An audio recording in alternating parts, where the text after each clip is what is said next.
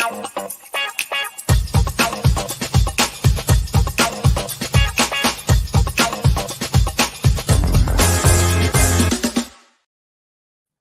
everyone. This is EJ Schultz, news editor at Ad Age, and welcome to the latest installment of our monthly look at purpose marketing hits and misses.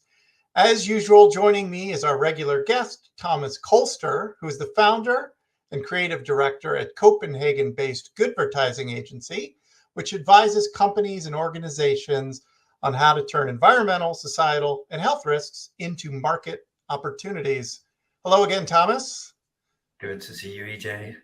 All right, let's not waste any time. Let's start with the hits, as we usually do. Our first one comes from French photovoltaic panel provider SolarBox. A new campaign from the agency Fred and Farid imagines King Louis XIV riding a stationary bike to power electronic equipment. The effort plays into the king's nickname. He was apparently known as the Sun King. So in the spots, he serves as sort of a metaphor for sun power. Let's take a look at one of them.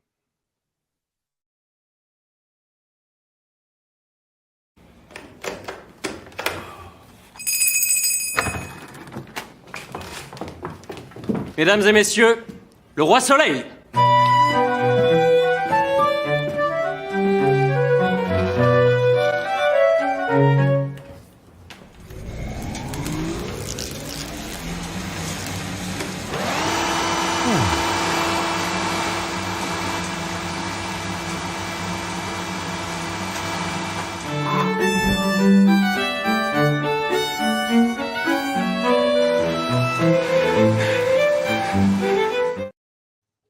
All right, Thomas, why did you like this one?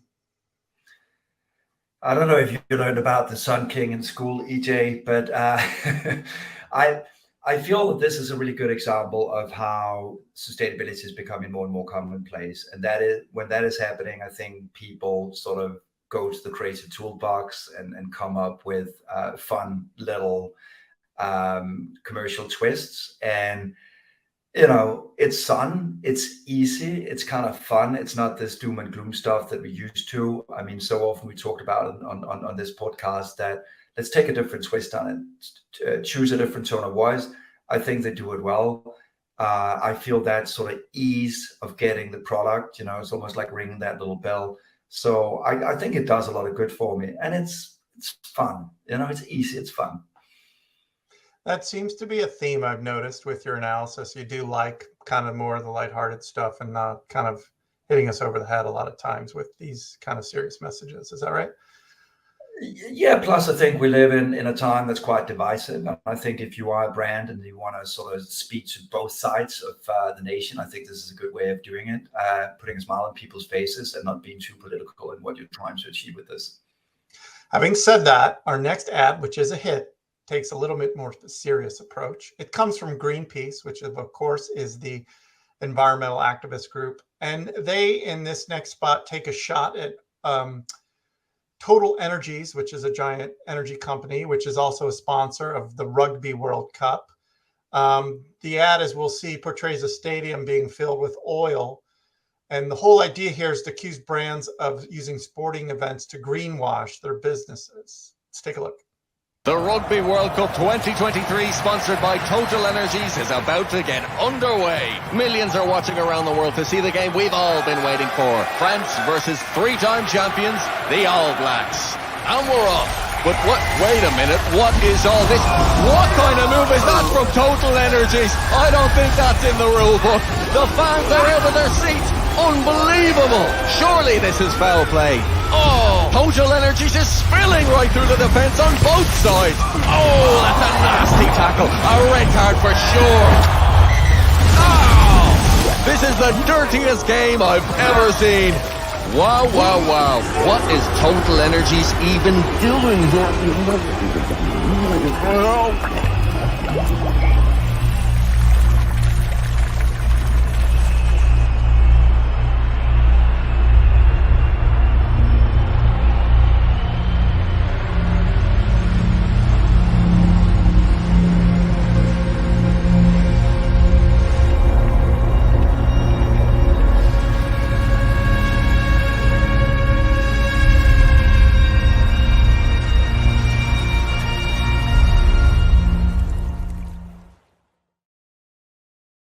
Okay, I think you and I have analyzed ads in the past that have kind of used the same kind of oil CGI to make a point.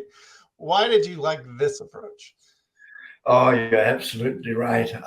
Yeah, why do I love this one and not the other ones?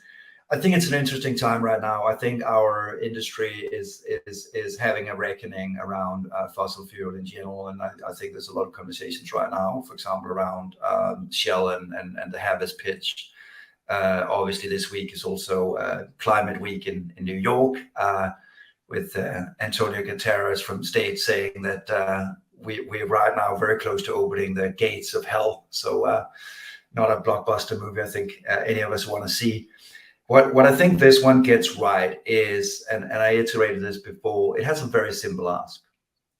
So you can of course say, do we know what's going to happen? Maybe we do. But I think when it comes to getting people to act on messaging like this, it's still dramatic. It got that simple ask at the very end of it. So at least after watching it, it's not that I'm just sort of sinking down in the armchair and feeling despair. I actually feel a bit of a sense of anger, and what can I in fact do? Yes, fossil fuel companies obviously shouldn't be sponsoring sports events, like they're having a reckoning with art institutions and other things. So I think it's the simplicity of the message, and somehow I also feel that they're getting away with that balancing act between being doom and gloom and still having a bit of a tongue in cheek when they do the storytelling. So I think that it's a balancing act, and I think they get it right this time. We do have another rugby ad later in the show, so it's a rugby-filled show today. But on to our last hit. Yeah, or lack of them. For all those rugby fans out there, or lack of them. So let's go to our last hit. It's in the UK, and it comes from the ad agency Dept, and it's produced by Pretty Bird. This spot promotes eBay's car replacement offering. Let's watch it and then talk about it. You're built different, breathing new life into broken, taking matters into your own hands, assembling big dreams from the small things, never stopping until you find right part at the right price. That's the eBay way. So Thomas, you occasionally will surprise me with an ad that I'm like, why is this a purpose ad? So that's my first question for you. Isn't this just them promoting, buying auto parts on eBay? What makes this purposey? I feel that they sort of, they made that twist that we talked about before that I really like. I think it's at the heart of what eBay does. It's really celebrating all these people who go to the extra length, maybe buying pre-owned stuff or looking for those extra spare parts. So I think it's at the heart of what eBay does and what it does for the community. And I think the ad speaks to that. So sort of celebrating the creators, celebrating the creators' dreams. So I think it's spot on in terms of purpose. It's not talking about eBay themselves, but it's actually talking about the value that it delivers to people. So I think that's what they get right. And watching it, okay, it's not the greatest creator maybe, but I do feel a little bit better about shopping from eBay. I can see you're not a creator. That's also okay. No, I do like sort of expanding the definition of purpose. It's constantly debated, right, in the ad industry, like what is purpose marketing? Exactly. I think it's that shift away from touting what you're good at to actually celebrating what your customers are good at and their dreams and aspirations. And I think eBay does that well in this little commercial. Very good. Let's move on to our misses. We're going to talk about Apple, and I'm assuming most of our viewers have heard about or seen this next ad. It's gotten a lot of attention in the past several days. Some people love it, some people don't like it, and you're obviously in the latter camp. But it uses the actress Octavia Spencer. She plays Mother Nature, And the whole setup here is she's coming into a boardroom and grilling Apple executives, including CEO Tim Cook, on how the company's plans to be fully carbon neutral by 2030 are coming along. In the ad, of course, Apple successfully defends itself, and this comes as it debuts its first carbon neutral product, the newest Apple Watch. It's a lengthy ad, like 5 minutes, but so let's just watch a little bit of it and then talk about it. I hope we didn't keep you waiting. Mother Nature. Mother Nature, welcome to Apple. How is the weather getting in?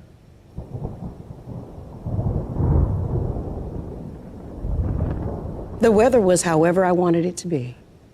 Let's cut to the chase. In 2020, you promised to bring Apple's entire carbon footprint to zero by 2030. Henry David Thoreau over here said we have a profound opportunity to build a more sustainable future for the planet we share. I think our 10 o'clock said the same thing. They all do. All right.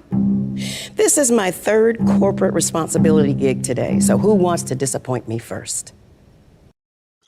So people can watch the full spot on Ad Age. But fire away, Thomas. What don't you like about this?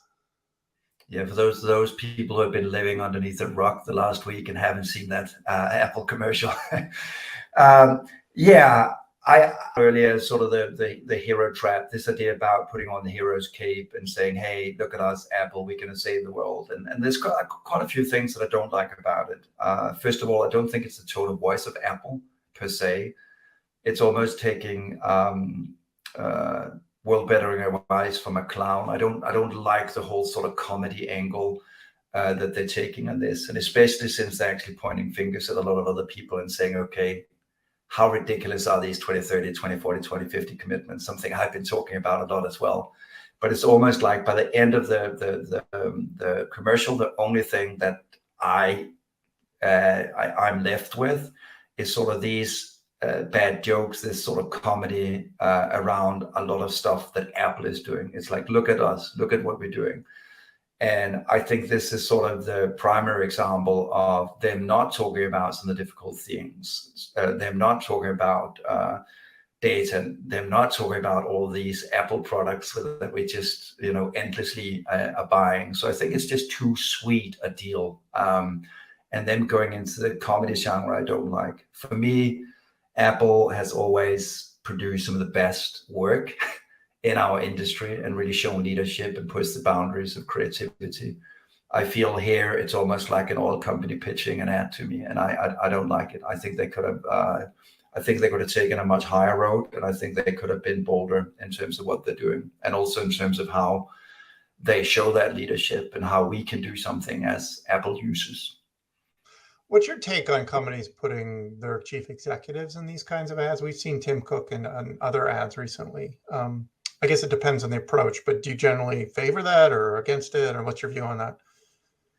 I don't actually mind it. I think it's a good thing because it puts the spotlight on the company, and I think also the risk in terms of investors and others who are now looking to the company for that sort of leadership. So obviously that the CEO is signing off on this obviously matters, but I think this just feels too corporate comms to me, and I know that a lot of Apple users are concerned, and so I don't really buy the pitch with the little more green Apple and this thing about carbon neutral watches. I think they could have done a lot more.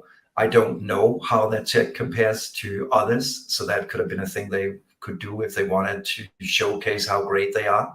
If you're doing an Apple Watch, how does that compare to other watches out there? How are your products in terms of data usage and other things? How is that comparing? And I think that's the problem. I'm being left with this sentiment that they're talking at me and how great they are.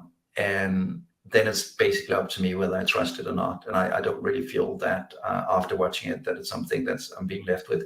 Yes, I trust them, rather the jokes are sort of landing on them, in fact. Okay.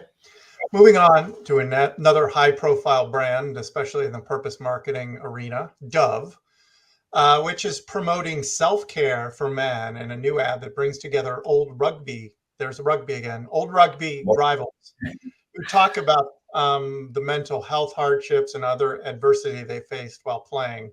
They're sort of bonding around some of these common issues in the ad. It's another long ad, so let's just watch a snippet and then talk about it. I remember landing on my shoulder and completely feeling it tear. I just had a bit of a meltdown, like I felt like worthless. I felt my value was just as a rugby player, as opposed to a person.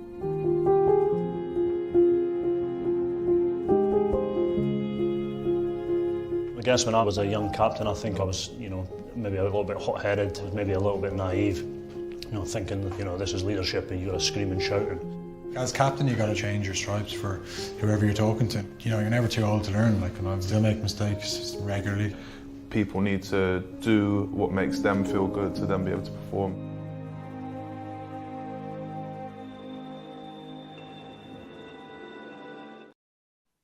So give us your take on this one, Thomas.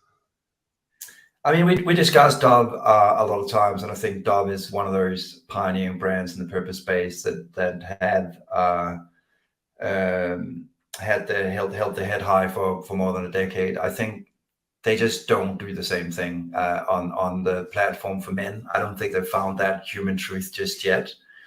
I just don't feel it touches me. It's almost like I took a wrong turn when I was buying a deodorant and sort of runs into this AAA meeting by chance. I just don't buy the premise. The premise of Real Beauty. You could keep executing on that, new twists, new things that I learned. I think with this platform, I feel a little bit like, what is it in fact you want from me as a man? What is it that I need to be doing? What insight did you give me? And in that way, I think it's an unfortunate example of a brand that sort of almost like cherry picks topics. What are some of those topics out there? Is that toxic masculinity, as we've seen Gillette has been supporting, or what is it? So I feel it lacks that sort of human truth and ability to connect, which is a shame. I mean, Dove have every right to talk about these issues. I just don't think they got it right this time. Also, like the Apple ad, it asks a lot of time commitment for the viewer. I mean, this one is like, around 4 minutes. The Apple one is lengthy, multiple minutes. Do you feel like these long ads, I mean, obviously they can be used in cut downs on social and things, but do you feel like these long ads are effective or not? Or what's your take on the length of these things? To be honest, I think the Dove one was a bit of a waste of time, to be honest. I think you are competing with a lot of other content out there, and I would rather like the effectiveness of something short and sweet, like the Sun King we saw. Don't overdo a lot of this stuff just because it's purpose, just because it's difficult topics. You can still keep it lighthearted. People are still sitting there in front of whatever screen they're sitting in front and going about their daily lives. I think it's tough to leverage a content like this. I think the Apple one, again, the challenge there with length is if you choose 5 minutes, you better have something extremely important to say. And I think basically Apple just went on a rant about how good they were. A long list of achievements. It's like, look at me, look at how good I am, and just didn't really connect either. I think it became more untrustworthy the further in you watched, unfortunately. So short and sweet. Speaking of short and sweet, let's finish our episode with our last ad. So it's our last myth of the day, and it comes from the UK energy company E.ON, which in a spot from the agency House 337 shows people ironically singing "Time is on our side" while they experience climate calamities all around them. It then plugs some products from this brand, such as solar panels, EV chargers, and heat pumps. Let's watch. Time is on my side.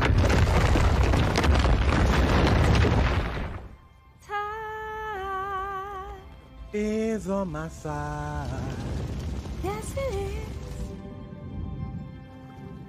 Time is on my side. And believe me, time is on my side. Yes, it is. Yes, it is. I said time, time, time.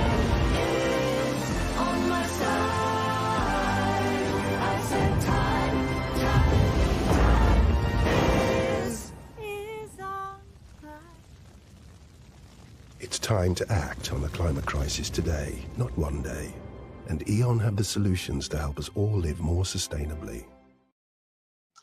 All right, Thomas, another ad that relies heavily on visual effects. Why didn't you like this one? It's almost like we come full circle, right? We started with solar panels. We're going to end with solar panels. We talked about the gates of hell and Antonio Guerreras, and now we got invited into the gates of hell and saw that universe.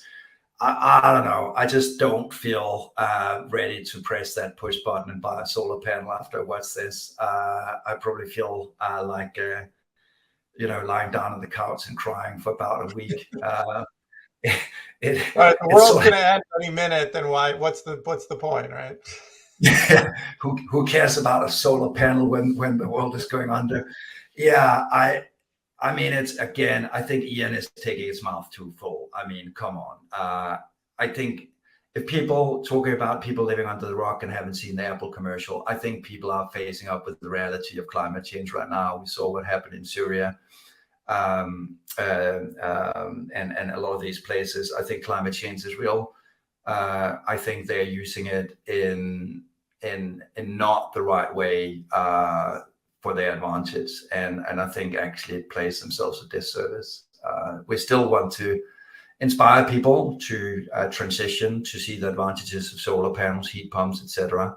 I don't think the scare tactics is going to help them at all, to be honest. All right. On that positive note,